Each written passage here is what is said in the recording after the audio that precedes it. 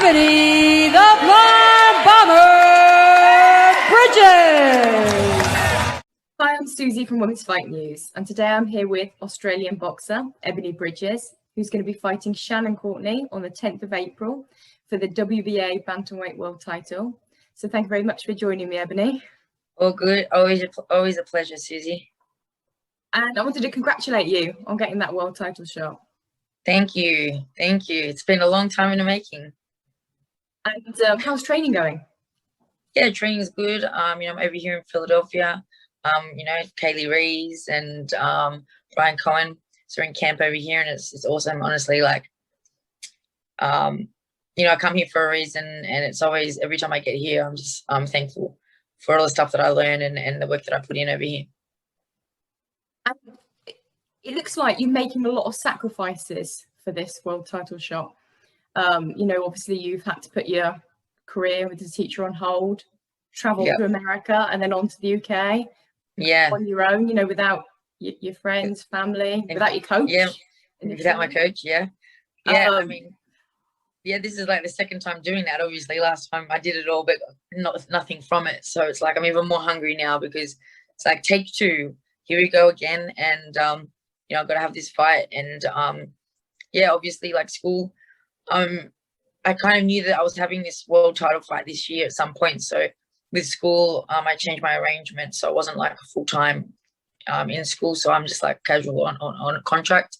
So that works, but it's still like, it is hard, like being away, like obviously my students making that sacrifice, and but you just got to do things, for your goals. And being away from my boyfriend like for so long as well, and then having to come back and forth with the COVID and the quarantine, like, that's expensive. I'm not getting paid while I'm here. Like, I have sponsors like Rich's Boxing, who are my main sponsors, and Epic Air, Bold Out. Like, these guys really help me. These sponsors help me be able to be over here and be in camp, and support myself, because I'm not getting income if I'm not working as a teacher. I'm not getting no income. So yeah, and I'm just very lucky. I have a very understanding boyfriend, and he knows that kind of no matter what, I need to achieve my goals, and whatever that takes, I'm going to do. So, but it still sucks, so, and my Bruce, my cat, and, obviously putting myself at risk with COVID. We don't have COVID really in Australia. So, traveling to America, who's like rampant with COVID, and then to the UK, like, there's also all that. So yeah, but everything, that's the thing with goals. It's all about sacrifice, and you got to make sacrifices, and you got to take risks. Otherwise you'll never achieve anything.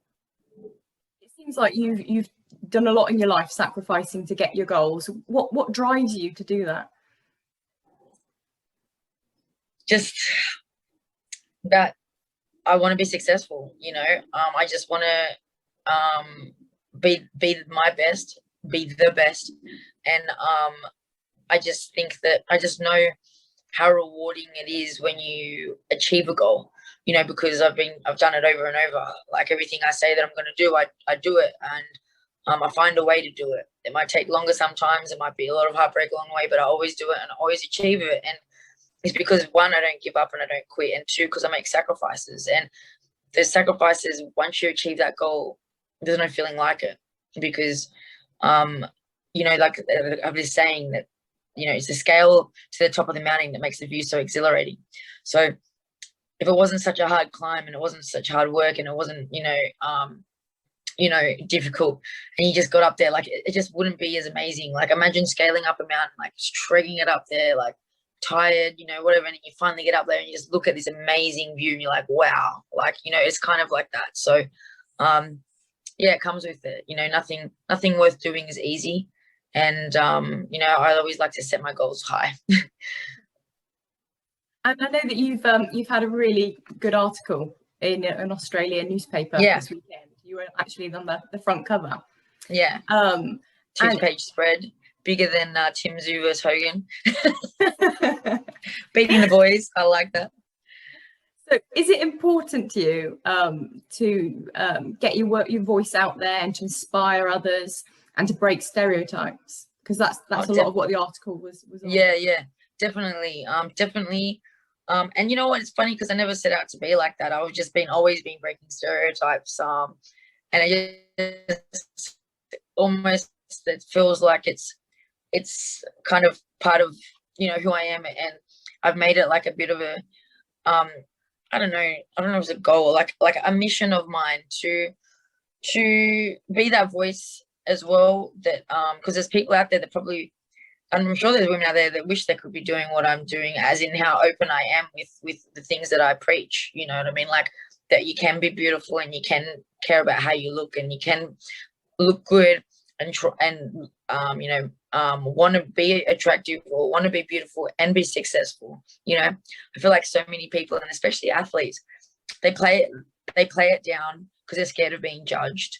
You know, they might want to feel sexy, or they might want to feel pretty, but like, I better not do that because then I'm going to get judged, and I don't want to be looked at that. I want to be respected for my sport. I want to be this, you know, like that just fucking pisses me off. Like, so everyone's just like, you know, sitting back and not doing things that they want to do because of this stigma.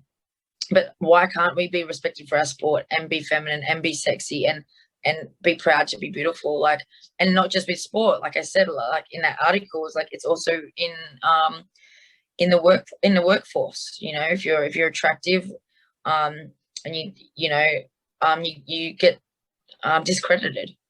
You know, oh, she's only there because, you know, she's got in someone's pants, or she's only doing it because she's pretty, or no, like we all work hard. You know what I mean? Like, what's the difference between, you know, I just don't, it bothers me, you know, because it's like people don't bat an eyelid if you're not attractive, you know, but as soon as, like, you know, you're attractive and you're very feminine, you know, skills and brains apparently don't go together, you know. And I just think it's really important to show that, hey, like, yeah, it does, you know, and yeah, it's okay to be like that, and it's okay to embrace it, your femininity. And so what if you want to show off? And if you don't, that's fine. If you don't want to be like, that's cool. But like, you know, like I always preach, and, you know, I've got the hashtags, be you, be real, you know, because it's just important about you feeling good in your own skin. And, you know, not everyone feels comfortable getting on those scales in lingerie. Fine, whatever. But I bet you there's a bunch of people out there who would love to do it, but they're so scared of being judged. You know, no one else does it, so I better not do it, you know. But I just feel good doing that. I like to take pride in how I look. I like to look good. I don't like to follow trends. I don't like to be a sheep. I like to do what I want to do, and I don't care if it raises eyebrows or gets people talking shit. Fuck, talk shit as much as you want, you know what I mean? Like, I don't care, because I'm doing me and I'm doing what I want to do. And, you know, by doing that, that's what's making me popular. That's what's getting me the headlines. That's what's doing all this kind of stuff, you know. And not a lot of it's bad, you know. And I think, I feel like it because I get a lot of DMs and a lot of comments and a lot of messages saying, of women saying, you know, like, thank you for, you know, being so inspiring and just being yourself and putting it out there, and keep doing you. And you know, and they agree with me. The same thing, they agree with me. You know, I'm not the only one, and boxing's not the only industry. There's plenty of people, you know, that just get judged. You know, so yeah, I just think that I think it's important to push that like, you know, just because we're attractive, or just because we care about how we look and we want to look good, and we get places, you know, because we use hard work, don't be discrediting us and saying that, oh, we must have slept with someone, or we must have done this to get there, or like we only got there because of our looks. Yeah, you know what, being good looking helps with marketing. It does, you know. So why wouldn't you want to look good? Like, you know what I mean? Like, when you go for a job interview, do you go in your pajamas? No, you know, you make yourself look good. Like, when you're going for a job, like, you know what I mean? It's when you go into a shop to buy something, you, like, you know, and there's two different things, and you want something for your house, you're not going to go buy the ugly lounge, are you? You know what I mean? Like, you're going to buy the thing that looks good. So it just makes sense to me, everything about it. And you obviously have fun with your weigh-ins, because they're Yeah, you know, obviously your fans all love it. You get some banter online, and you actually really enjoy it. Yeah, I do love it, because, you know, it's something like that. Like, I know my fans like love it, and like it's like a joke. Even the girls, like, you know, they're like, oh, I can't wait to see you on there, babe. Like, oh, I even want to see what color you're gonna wear. You know, like, you got such a good body and blah blah. And I work bloody hard for this body, you know. And I don't show my body off like just randomly. Like, I don't just go post lingerie pics or bikini pics or like, I don't do that. You know what I mean? So for me, weigh-ins like the day that I can like show up all my hard work. You know, like, from obviously bodybuilding and dieting for my fights, and it's the one day I get to go up there and just enjoy my, you know, my body and show it off a little bit, you know, because I don't really do that otherwise. And for me, I like to get my fans involved, as you know, like I try and get them to help me pick colors and stuff, and it just makes it very interactive. And I love interacting with my fans, and I love them being part of my journey and feeling like, you know, like, for example, people that voted blue, they're like, yeah, I voted blue, you know what I mean? Like, you know, and it's just something like that. Or like, and it also takes away the stress or like that negativity that's behind weigh-ins for people. Like, you know, you're dehydrated, you're hungry. It just reminds me of bodybuilding comps. And, you know, instead of being all like unenergetic and you know, looking like you want to kill someone or you want to die, you know, I go in there and I feel good and I'm happy and I'm enjoying my day and I love it. Like, you know, I'm always smiling on weigh-in days and I just enjoy it. It's like, yeah, it's like a little event for me and for my fans. So, you know, it's just something different. You know, why can't we do that? Why have to stay in a box and follow everyone else? Or why, you know, look at Matchroom and Eddie Hearn and what they're doing with the bubble and all the stuff they're doing with the media days. And, you know, it's like a journey like of that week for that fight, you know, and they're doing something very different to what other people are doing. Like, and that's how you make it. Like, that's how you make an effect on the world, by doing things that are different, you know. So yeah, it's you've worked hard for your body. It's not Yeah. down to luck. So worked hard for my body, worked hard at work for my chest. You know, I had to pay for those, and no one paid for them. You know, I've been working hard for everything that you see. And then also moving on to what people are saying, because some people are saying that you're not ready for a world title, you or Shannon, you've not had enough fights. What would you say to those people? People say that me and Shannon aren't ready for a world title fight, or that we haven't had enough fights.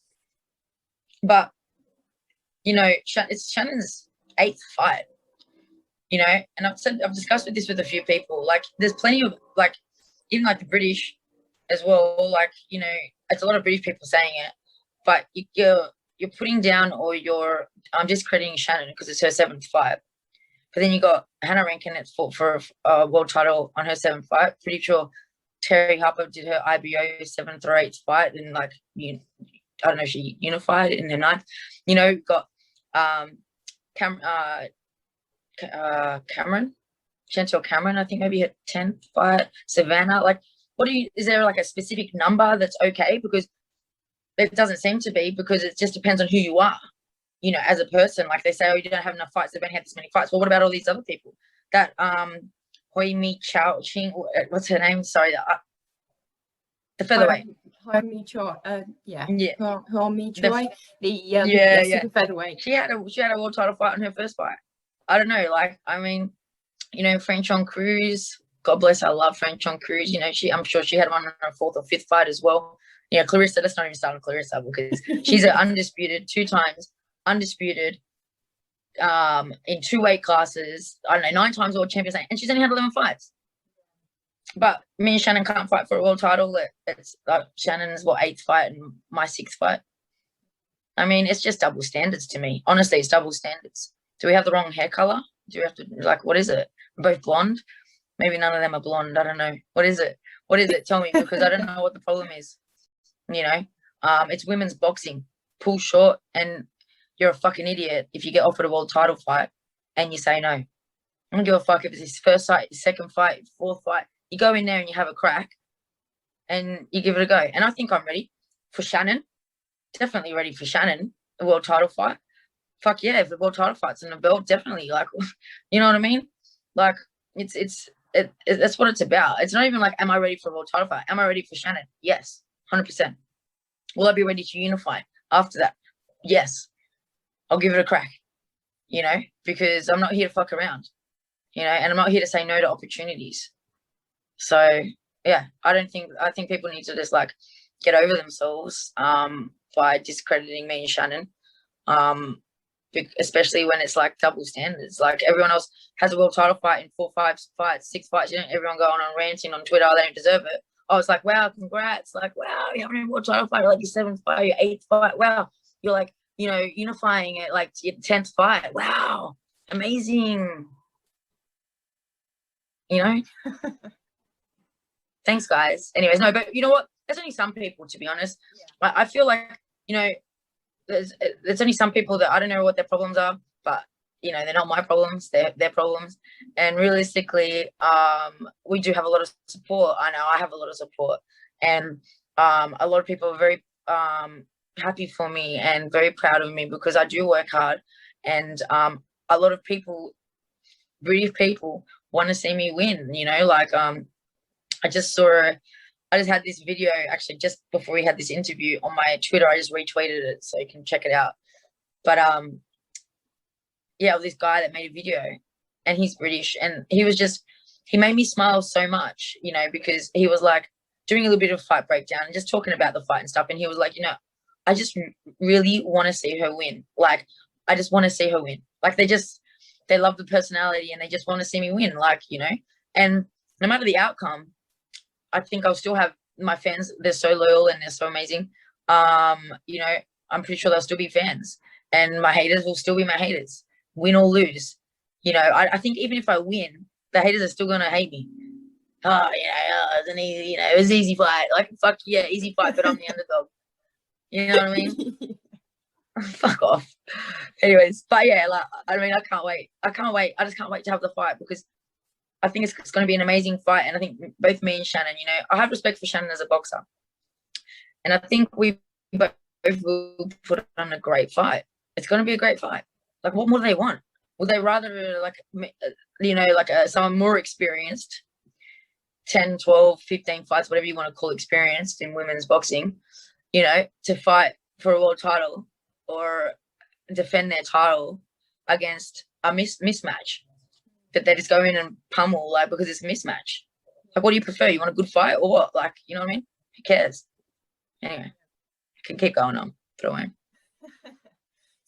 My take on it is that you're obviously huge on social media. Yeah, and you have a lot of support. And to be honest, you're probably one of the most talked about female fighters. So I think all eyes are on you. So therefore, because of that, you get a lot of opinions thrown at you. Yes. So therefore, you're scrutinized more. So that's why it's all coming out. That's it. You know, if you got haters and they're talking about it, you're doing something right, 100%. You know, and that's why it doesn't bother me. And I'm just so overwhelmed by the love and support that I get, that the couple of people that say shit that don't even fucking know me and just have like some stick up their ass, honestly, I just don't give a shit. Like, I don't, because I'm more warmth and overwhelmed by the love and support that I get. You do have a lot of support with social media. And some people judge you even for that. But Sorry, I missed the beginning. Some people judge you for your social media following and why? Because of their leads. But what do you mean? Judge me by my social media following? They sort of judge you, like, as in they're saying you're not a real fighter, you're more of a social media sensation. Oh yeah. Judging you purely based on your popularity. Yeah. I am a social media sensation, you want to call it that. But you know, bums on seats is what gets you paid. The more popular you are, the more money you're gonna get. It's fucking common sense. So yeah, I've got a high commercial value because I have people that want to see me fight. People, all my fans, they all want to see me fight. You know, like, and even the people that don't like me, support me, they can't wait to see me fight because they can't wait to see this, you know, Instagram boxer get knocked out or whatever the fuck. But I'm telling you right now, they're all tuning in. They're all tuning in, and Eddie Hearn knows that, and that's why, you know, I'm coming to the UK. So, and then we'll see what happens in the fight. But I'm pretty confident. I feel good. Train's good, and you know, people can criticize the social media following and stuff or whatever, but it's just a smart business move. It's smart marketing. Like, you know, it's a business. Boxing's business. That's why anything where there's money being exchanged and getting paid for something is a business. I think what people are missing as well is that it's not just you're not just showing sort of your weigh-in pictures. You're not just sort of showing yourself off. You're actually interacting with the fans. Yeah. Your personality, the fact that you're genuine. Yeah, exactly. So that's it. You know, my social media following, you know, obviously I've only just had that recent fight. Before then, I had a year of like every year not fighting, but I grew my social media, and that is because of who I am and the interaction, and that just comes naturally to me. And that's the thing is, doesn't, you know, you got boxing critics and stuff, but the thing is you know, I might have these fans because they're in love with the blonde bomber, me, not necessarily my boxing, and that's okay. It doesn't matter, because the fact is they're fans of me, you know, and being a fan of me means they're going to support me and my boxing. And when I get over to the UK and I box and they see my fight on a bigger platform, and actually, you know, you all get to see me fight for real, it's only going to get bigger and it's only going to be like better, you know what I mean? But the main thing is I'm getting supported, you know. I don't care why I'm being loved, what the fuck, why they're watching me. If it's because of my weigh-ins, if it's because of my personality, if it's my banter, if it's because of my boxing, I don't care. The main thing is, and the fact is, they're watching and they're fans, you know what I mean? And they're supporting. So, like, I mean, for whatever reason, I'm not going to complain. No, sorry, unless you're 100% boxing and you're only interested in my boxing and you only know boxing, then you're not allowed to support me and should all unfollow. Only if you're here for boxing, that's it, just boxing. Yeah, dumb that sounds. Being popular, you've attracted fighters to want to sort of ride on your popularity and your success, and they want to use you to get fights. Yeah. So what do you think of that? Because in particular, you know, there's certain fighters that have been sort of pushing to get a fight with you. People like Lisa Whiteside. Lisa who? Lisa who? The British boxer. Sorry, Lisa I don't Whiteside? know. Lisa Whiteside. I don't know. There's quite a lot of people, obviously chasing clout, or a lot of people calling me out in America, in the UK. But the fact is that they need me. You know, I don't need them. I'm already fighting for a world title. Like, you know, unless they have something to offer me, realistically, why would I fight people? Like, why? I'm not fighting people just because they want to fight me. I have something to offer me. Mad if you got a title, cool. If you got the right record, mad if you got money, you know what I mean? If you got exposure for me, this is business. You know what I mean? It doesn't work like that. Call me out as much as you want. You know, it doesn't work like that. You know, so yeah, it's all right, but it's kind of cute. Kind of, you know, makes me feel like I'm right up here and got all these people down here going, It's a compliment in a way. It's a compliment. Yeah, you know, and I know, I'm sure that Shannon had that same thing from everyone when she turned professional as well, especially being British, and because, you know, she got the same shit as me. So in this way, you know, the way that she talks shit about me, talks shit about my weigh-ins, and talks shit about, you know, me apparently getting naked and all that bullshit, she fucking knows what it feels like. That's what I don't get to understand, like, why she's so judgmental. Because I'm pretty sure she copped it. Like, the only reason she's scared of she's because, you know, she's pretty, or because she's the, you know, whatever. Like, that's what doesn't make me understand why she's, you know, the way she is and the things she says. Like, but yeah, I know she had like heaps of, you know, would have had a piece of people calling her out because she didn't do the GB boxing and she didn't do all this. So, you know, she's just there because she's pretty or whatever. Like, you know what I mean? She's done something right. She's with the right people, and good on her. Battle of the Blondes, April 10, tune in. Who's the better blonde? And obviously you've just come off a winning fight, straight into camp for your world title. Yeah. How did that fight go against Carol Earl? How did you feel going into it? Tell you what, she is the toughest fucking person, whatever. She's the toughest fucking woman I've ever punched. Couldn't believe it. Even the commentators, like, I'm going to put out the fight after I fought Shannon. because you know, like I'm purposely like, I don't know, it's not available as far as I know, but I do have it, but I'm not going to just go, here you go, go study my fucking fight, you know. So I will put it out, but the commentators, like, they're just like, oh wow, oh my god, like, you know, you watched it, like they're just like, wow, like this Carol Earl, we got to give it to her, like she is tough, she's tough, like, you know. And it was just like again and again, just getting like, you know, her corner had the towel in her hand a couple of times, you know, but she's just a tough woman. You know, she has that Muay Thai kickboxing background. She's used to elbows. She's used to being shin kicked in the head and knees. And that's the thing about these kickboxers and Thai fighters, like they're tough, you know.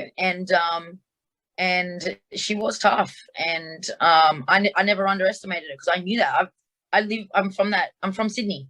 I know about Carol Earl. She's had 45 professional fights as a Thai boxer and kickboxer. I know how tough she is. So I was never going to underestimate. You know, I was hoping obviously I would finish the fight early, because I knew if I was to knock her out, I would make a huge statement, you know. But she proved me, you know. And like I said, if she lasts the rounds, I have utter respect for her, because damn, like, you know, I have so much respect for her. Like, I mean, I don't know how she felt the next day. She didn't look too good after the fight, but yeah, like, you know, she had her heart. Like, got to give it to her. But in the end, I was happy to get the 8 rounds out, because I hadn't been in the ring for 13 months. I definitely had ring rust. I mean, it was like more how the mind works, the body, like, you know, like your body has muscle memory, but hadn't been in that situation for so long in that fight where, you know, thinking in the fight, I think that's where I realized where the rust is, you know, just, but I started to get, you know, warm up through the like middle of the fight and start to get in a bit of a groove. But yeah, it was definitely a good, tough fight, you know. Like, I probably made it a lot harder than I needed to, looking back on it. But in the same sense, what more better prep can I have? Like, I've just gone to, you know, almost pretty much gone to war for eight rounds. And I don't think Shannon's the type to go to war, like, you know, like that. Like, I've never seen her really go to war with people. So yeah, she comes forward and she punches, but these people aren't really going to war with her back, you know what I mean? So yeah, so I know I'll be prepared for whatever. And it's a good turnaround for me. Definitely, it gives me a lot of confidence knowing that I can just do 8 rounds. And I felt like I kind of was like tired, but it was a different kind of tired. I think just because I hadn't been in the ring for 13 months, but I still felt like I could have done a few more rounds. So high intensity, because like you said, I managed to watch it. Everyone that watched it was like, that was so high paced, like the pace of that fight, like, because it was super high pace. It wasn't a breathtaking. It was unbelievable. And the fact that you did dominate, and the amount of punishment that Carol took. She must have ate about 100 uppercuts. And I love it. And my uppercuts are like, man, I'm telling you, she made it with granite. Like, I don't know what she's drinking. I don't know, maybe cement every morning, like, for real. Like, you know, I'm joking about that. But that girl's like, you know, hats off to Carol Earl. If anyone needs a durable opponent, Carol Earl is a girl. And the fact that you went to sort of her backyard, that was where a lot of her fan base were. Yeah, crazy. Like, you know, all you could hear was Carol. Like, I was like, you know, like the B-side going into that fight for that area. You know, I walked out first. You know, she's huge following, you know, it's her community. Come out the drums and all that kind of stuff, you know, and I was just like, yeah, cool, you know, whatever. And I'm just like, yeah, you know, anyway. No, she's good. It was good. So talking about sort of the future, I know you're focusing obviously on Shannon. Yeah. But who do you feel like, other than yourself, who do you think are the best sort of bantamweights in the world, and who would you like to sort of go on to fight? Yeah. Well, I would love to fight Rachel Ball, because that was a fight that was meant to happen. You know, again, originally me getting injured, and now with her getting COVID, like, it's like, is like God trying to stop us from fighting? Like, is the universe trying to get us to? I don't know what it is, but, you know, obviously I'd like to honor that fight as well, because you know, if, you know, when I win this world title, I think she should get the opportunity. And I know she was the same with me. You know, she wanted to do the same with me, but it isn't always that easy, you know, because she was calling for it. You know, she was saying it, but she still didn't get me first. They still wanted to fight Shannon again, you know, the match room and stuff. So, you know, I'll be saying it, but yeah, we'll see, hopefully. Other than obviously Ball, which is obvious, I'd love to go on and fight if I have a world title, like I want to fight like other countries, you know, like why should I be staying in Australia and in Britain? Like I want to fight like, you know, the Mexicans or the Argentinians, like even that Roman, Cecilia Roman, she's, you know, the IBF champ, or man, imagine getting in the ring with Daniela Bermudez. I think she's number 1 at the moment, Daniela Bermudez in bantamweight, you know, and I'd be willing to give that a crack. Like I want to fight. I think that'd be a mad fight, and I think the fight with Cecilia Roman will be a sick fight. I watched her fight with Melissa Parker. Yeah, is that it? And I watched that fight and I was like, that is a fight. That's a mad fight. Like, so if anyone hasn't checked out that fight, check it out, because that was an awesome fight, and that's the kind of fight I'd love to have. Love to have that fight. Just sit in the pocket and go to war. Mad. And obviously, even though my coaches probably don't agree on that. Why do you always want to go to war? Because like to fight. Enjoy it. And obviously Daniela Bermudez is fighting Amanda Serrano next weekend. How and obviously it's going to be at featherweight, not bantamweight. Yes. But how do you see that going? I was so excited when this fight got announced, mainly because I'm a big fan of Daniela Bermudez, you know, and also Serrano. So I was excited, but then I was like, ooh, Daniela coming up that many weight classes for Amanda, who's very strong in general, but at feather, like I'm pretty sure feather's her best weight class, like her natural, her most comfortable, her most, you know, strongest weight class. And so I think that she might be too much, you know, but Bermudez is tough. So I don't know if she'll get a stoppage. I don't know if she'll get a stoppage, or maybe the corner will throw it in, or the Italian or the ref could stop. Like if it becomes to that point where Serrano's too strong, because we know that the Bermudez won't quit, and she's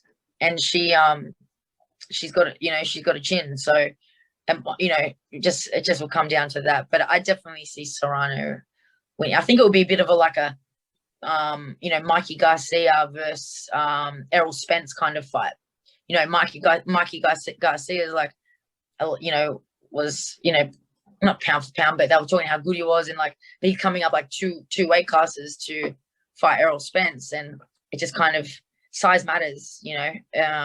Not so much in the women's, to be honest, but it still is something, especially when you're like Serrano. She's got real power, natural power. A war. Yeah, I don't know if it'll be a full war. I think Bermudez will definitely come in on Serrano. She's going to be a smaller fighter. She's going to have to come in and sit on the inside, and Serrano probably box her a little bit, probably more in and out kind of stuff. But hey, you never know. Serrano's recently been going just straight for it, but we'll see. It'll be interesting fight. Right, I wanted to finish up with saying, well, I've got to apologise to your fans about sending you a Welsh beanie hat. I know. That was it was my fault. Sorry, guys. It is so your fault. I didn't realise that would cause that kind of uproar. Like, I know that the football fans are full on, but I didn't know the rugby fans are full on. I just thought it looked good on me as well. I was like, and look, they were playing, and I was like, and because I bring it here, because Philly's cold, you know, like it's freezing, so I bring all my beanies and like even my Leeds beanies and stuff. And I was like, hey, wait, they're playing today. So I was like, yeah, check it out and take a photo. Just a bit of a stir up, you know, not that much of a stir up, but no, it was good. No, but I do, you know, it's, if I got the beanie, you've given it to me, I'm going to represent, and now they're going to have to be my Six Nations rugby team. Yeah, definitely. Well, let's hope they win. They go on to win, because they didn't quite make it that night. Yeah. But oops. Against France too. Yeah. It was the last one as well. The last one they needed to win, but we'll see. Oh. Hopefully they go on to win.